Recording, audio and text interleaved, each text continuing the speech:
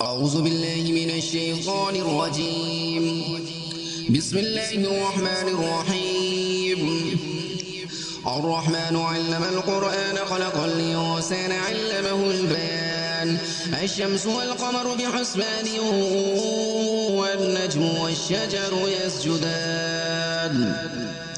والسماء رفعها ووضع الميزان ألا تطغوا في الميزان وأقيموا الوزن بالقسط ولا تخسروا الميزان والأرض وضعها للأنام فيها فاكهة والنخل ذات الأكمام والحب ذو العصف والريحان فبأي آلاء ربكما تكذبان خلق الإنسان من صلصال كالفخار وخلق الجن من مارج من نار فبأي آلاء ربكما تكذبان رب المشرقين ورب المغربين فبأي آلاء ربكما تكذبان مرج البحرين يلتقيان بينهما برزخ لا يبغيان فبأي آلاء ربكما تكذبان يخرج منهما اللؤلؤ والمرجان فبأي آلاء ربكما تكذبان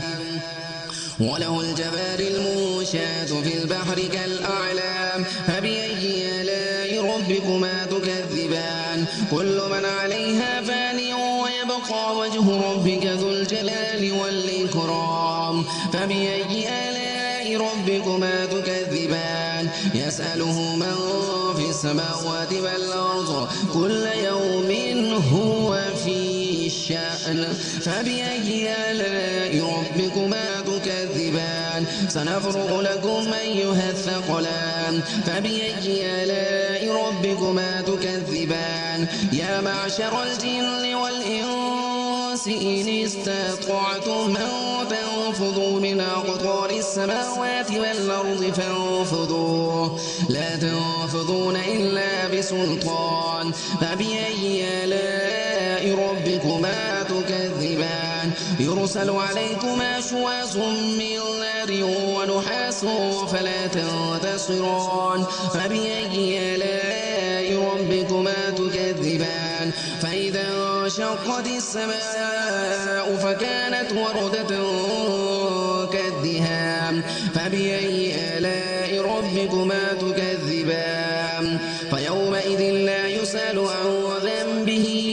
إنس ولا جان فبأي آلاء ربكما تكذبان يعرف المجرمون بسيماهم فيؤخذ بالنواصي والأقدام فبأي آلاء ربكما تكذبان هذه جهنم التي يكذب بها المجرمون يطوفون بينها وبين حميم آن فبأي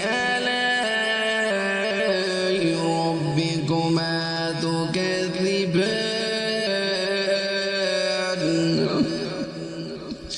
ولمن خاف مقام ربه جنتان فبأي آلاء ربكما تكذبان ذواتا أفنان فبأي آلاء ربكما تكذبان فيهما عينان تجريان فبأي آلاء ربكما تكذبان فيهما من كل فاكهة زوجان فبأي آلاء ربكما تكذبان متكئين على فرش بطائنها من استبرق وجنى الجنتين دان فبأي آلاء ربكما تكذبان فيهن قاصرات الطرف لم يطمثهن إنس قبلهم ولا جان فبأي آلاء ربكما تكذبان كأنهن الياقوت والمرجان فبأي آلاء ربكما تكذبان هل جزاء الإحسان إلا الإحسان فبأي آلاء ربكما تكذبان ومن دونهما جنتان فبأي آلاء ربكما تكذبان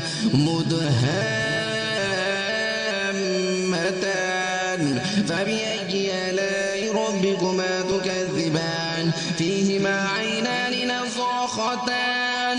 فبأي آلاء ربكما تكذبان فيهما فاكهة ونخل ورمان فبأي آلاء ربكما تكذبان فيهن خيرات حسان فبأي آلاء ربكما تكذبان حور مقصورات في الخيام فبأي آلاء ربكما تكذبان لم يطمثهن إنس قبلهم ولا جان فبأي آلاء ربكما تكذبان متكئين على رفرف خضر وعبقري